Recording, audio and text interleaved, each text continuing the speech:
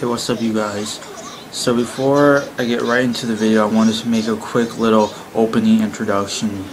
The video you're about to watch, I filmed it back in November of last year, so it is almost 7 months old. We had one more group that we learned about, but I decided, actually we had two, but I decided not to make videos for them, just because some of the videos had been getting like a lot of negative responses, and it wasn't even, that wasn't the whole point. That wasn't even the point of the video. But I decided that there's no point making these type of videos. So, but anyways, I wanted to upload this last video for you guys who want to know, alright, more about the Vietnamese Americans. So I hope you guys enjoy the video. Before I even get into this, I just want to talk a little bit about the history. Alright, has to kind of deal with the war. So what had happened was Vietnam. Okay, so there's three countries. There's Vietnam, there's Laos, and Cambodia. Alright, Vietnam was taken over by the French. The French had control of Vietnam. So there was an individual, this guy, his name was Ho Chi Minh. That obviously wasn't his real name, but that's the name that he was known for. He wanted to change the way things were in Vietnam because it wasn't good. You know, North Vietnam attacked South Vietnam, so it started this whole war, Vietnam War. And Laos and Cambodia, they were trying to avoid the war, but unfortunately they got involved. You know, because they're right next to Vietnam. America also got involved in this war. They had allies. That's sort of why they got involved in the Vietnam War. Alright. Eventually in 1975 they pulled out of the war because you know, this war was really a bloody war. It wasn't a good war. You know, we lost a lot of lives. A lot of people lost their lives in this war. You know, on a personal level, I don't think we should have even been involved in that war. You know, I know a lot of Americans, a lot of Vietnam soldiers and whatnot would probably really hate me saying this, not like me for saying this.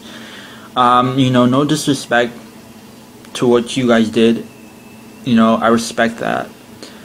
But I still don't think we should have been in this war. You know, we lost too many people lost their lives in this. You know, we lost the war ultimately anyways because we pulled out in 1975. And you know, Vietnam is a communist country. Still to this day, you know, Vietnam is still communist. You know, a lot of Vietnamese people don't like Vietnam. Before taking this Asian American Studies class, I had no knowledge, no history, no nothing. I didn't know anything about the Vietnam War.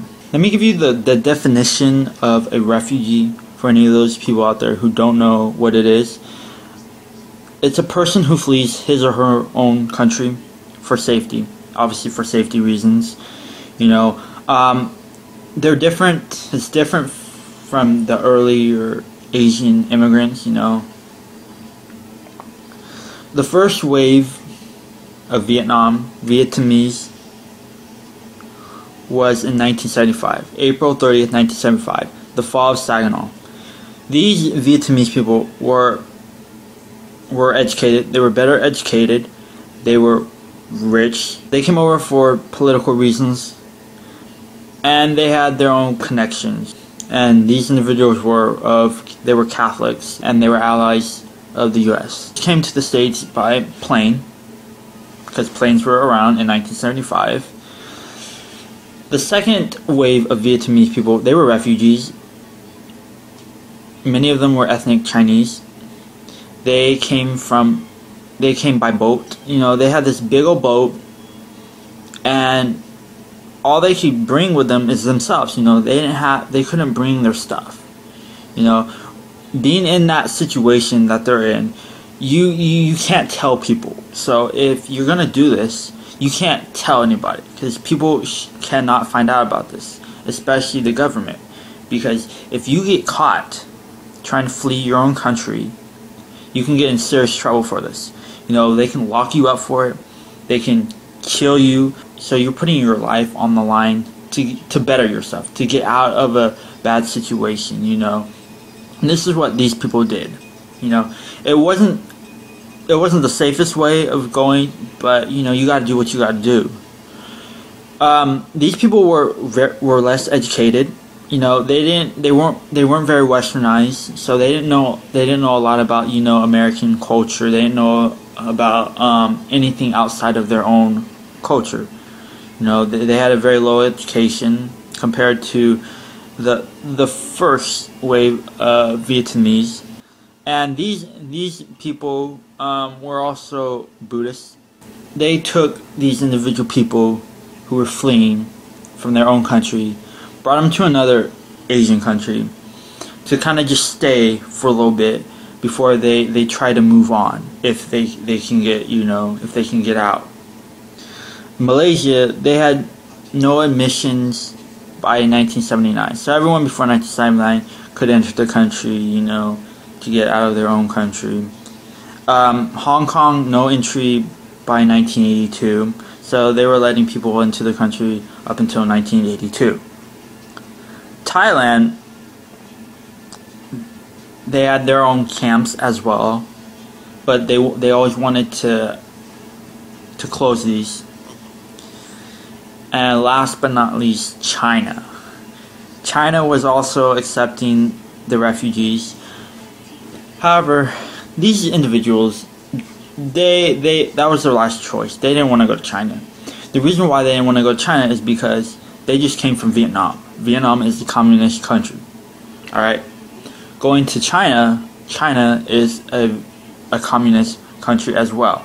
So they're kind of putting themselves back into a very similar situation. That's why they didn't want to go. They really didn't want to be in China. Let me talk about the orderly departure program. It's where you can get someone, if someone you know, like a family member, someone you know that's in these camps, you can try to get them out. There's a couple ways of doing this. You if you have a family member that's in the States, they can kind of sponsor you. Meaning, they send the paperwork, and then it probably takes a couple years to try to get you out. Or one thing you can also do is pay money to get out. But that's kind of done under the table, you know. So it's a really hush-hush situation.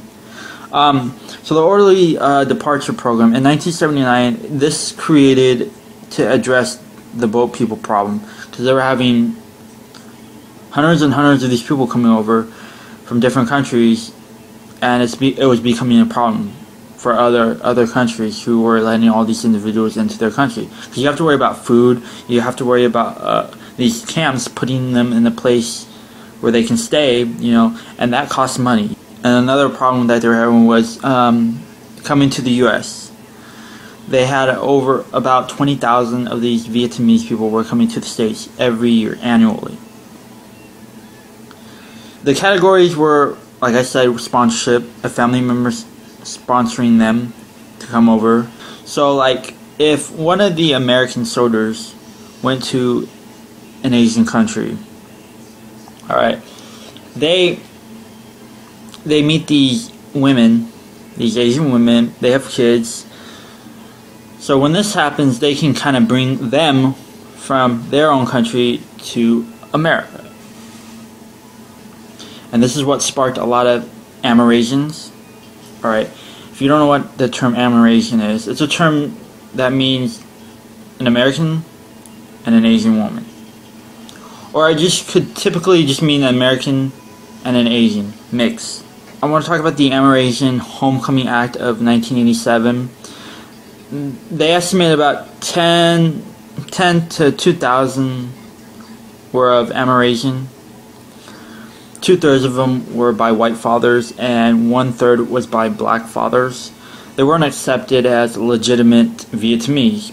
You know, the Vietnamese didn't consider them Asian or Vietnamese because they were mixed.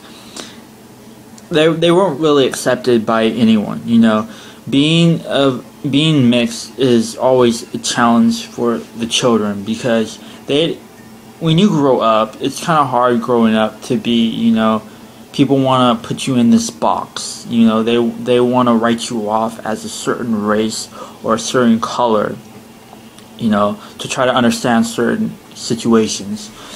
But if you're mixed, you know, that's kind of hard to, you know, choose. If someone tells you, you know, you need to choose what race you are, you know, you can't do that if you're mixed and you're proud of your cultures and who you are as a person. You know, sometimes it gets really hard for people who are mixed because they have to deal with certain prejudice and people not liking them for crazy reasons, you know. And I faced the same discrimination before, so I do understand. I know how it feels to, you know, not be accepted by people. Let me talk about the initial resettlement, the U.S. policies.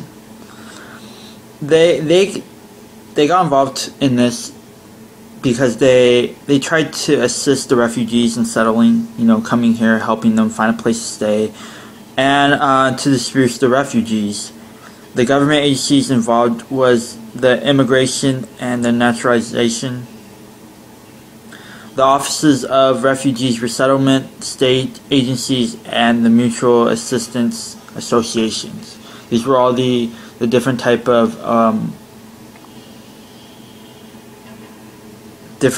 agencies that were, you know, trying to assist these individual people. A lot of church organizations also tried to help the Vietnamese, you know, find them a place to stay, shelter, food, clothing. They did whatever they could possibly do.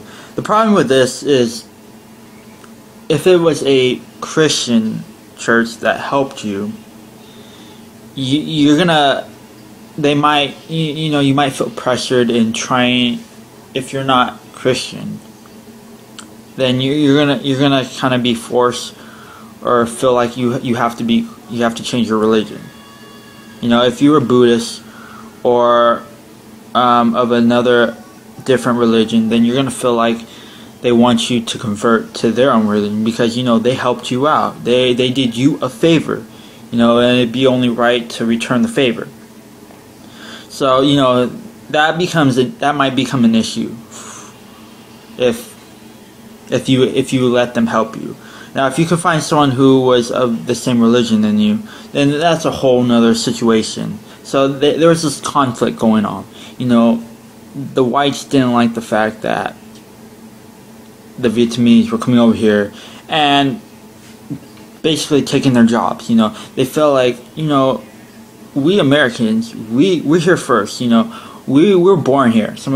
We were born here. You know, we speak the language. We're doing everything right. You know, and then we have these other people, these Vietnamese from their Asian country. They're coming over here to States, stealing all our jobs. You know, that's making it hard for us to find work. You know, and plus that they want to work cheaper, like for cheaper labor is another issue. The white view was the Vietnamese, they weren't following the regulations, and these waters are ours.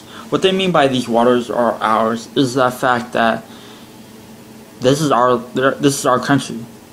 We're Americans. You're coming over here and taking all our jobs, and, you know, doing all our work. You know, that's how they felt. The Vietnamese, how they viewed the situation was, they were just trying to make a living. You know, they're trying to feed their families, you know, trying to make a better life for themselves here in the States. You know, they're coming from Vietnam, a communist country, over here to the States. You know, it's culture shock to them. You know, it's very, very, very different. And the other reason was they tried to put their money together to get ahead. So, you know, a bunch of the Vietnamese would put their money together and try to make more money, you know, or save up and get more money, you know, to buy a boat or whatever that they needed to do. You know, they kind of worked as a team together, you know, so that kind of helped them out. Some of the conflicts that rose between this situation with the white fishermen and then the Vietnamese fishermen were the burning of several Vietnamese boats couple of the white fishermen burned a couple of the boats. Another thing was a killing of a white man fisherman by two Vietnamese brothers. So two Vietnamese brothers. It became a situation where it was turning very violent. You know, people were dying. You know, Vietnamese and the whites, they weren't getting along. Americans, obviously, they had a problem with other Asian groups. Usually, you know, they were trying to get rid of the Chinese. When the first Chinese started coming to America, they were trying to get rid of them. The Japanese, the Filipinos. Every Asian group had to deal with some type of conflict, you know, with the Americans not liking them and whatnot. So it's always been a conflict. This is just a really, really ugly time right now. You know, it's really sad that during this time, you know, we couldn't get along with each other. We all had our own problems, you know, and we couldn't find a solution, you know. A solution that doesn't involve violence, you know. That's probably the best way, you know. Once it gets violent, then, you know, it turns pretty ugly. So right now I want to talk about the employment. The Vietnamese, they suffered a downward occupational mobility, meaning whatever they were doing in their own country, they couldn't do here in the States. So they had to kind of downgrade themselves and do jobs they probably normally would not have ever done back in their own country. But, you know, they had to find work, so they did what they had to do. Some of the obstacles that they faced with trying to find work and get a job, first and foremost, is their English. You know, these individuals, their English was not very adequate. Another thing is that they had to pass this test, this certification test that requires them to take, sort of like in high school, we have to take this high school exit exam before we graduate, and if we don't pass it, we don't get our high school diploma. So it's sort of like that. Some of these people had self-employment where they owned their own business, stores, restaurants, gold shops, nail salons, carpet cleaning places, stuff like that. So it was easier for them to hire, you know, their own people or their own family members for that matter, since no one else would hire them. They kind of had to, you know, do their own little thing. They often serve their own people than others, you know. They prefer to serve Vietnamese. If they're Vietnamese, they prefer to serve Vietnamese people. But they also did other individuals, whoever came, you know. You know, you're making money. Either way, you're making money, you know. So it doesn't really matter what race they are. The LA County has over 1,000 Vietnamese businesses. That's pretty crazy, huh? The direct transfer of employment. Okay, so similar jobs back in Vietnam. Examples were fishing, like fishing. So the political reasons, you know, a lot of these Vietnamese, they don't like Vietnam because of the political reasons, being that they're communists, and they have a strong anti-communist sentiments. You know, one of the positive things, however, about Vietnam is that the Vietnamese can go back and visit their relatives, everybody that still lives there in Vietnam, and, you know, see their homeland, see where they came, and then, you know, if their children are American, then they can travel back to their own country and kind of see, you know, where they come from, or where their parents came from, and visit their own relatives and family members. So one of the negatives would be corruption, and the fact that they get charged more in their own country. Another reason would be the standard of living is really low. You know, the standard of living in Vietnam is not the same as it is here in the States. You know, we are more advanced than Vietnam is. You know, it's totally different. Alright. And one thing that the Vietnamese want to keep is their culture. They want to keep certain aspects of their Asian culture.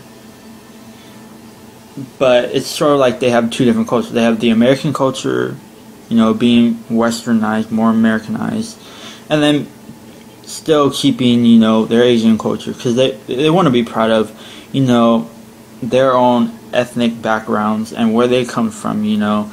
And, you know, these individuals, they speak Vietnamese at home, right, y'all? Alright, so that's the end of this video right here. The Vietnamese Americans. Hopefully you enjoyed the video, you learned something if you haven't already known. So, I guess talk to you guys later, alright? Later.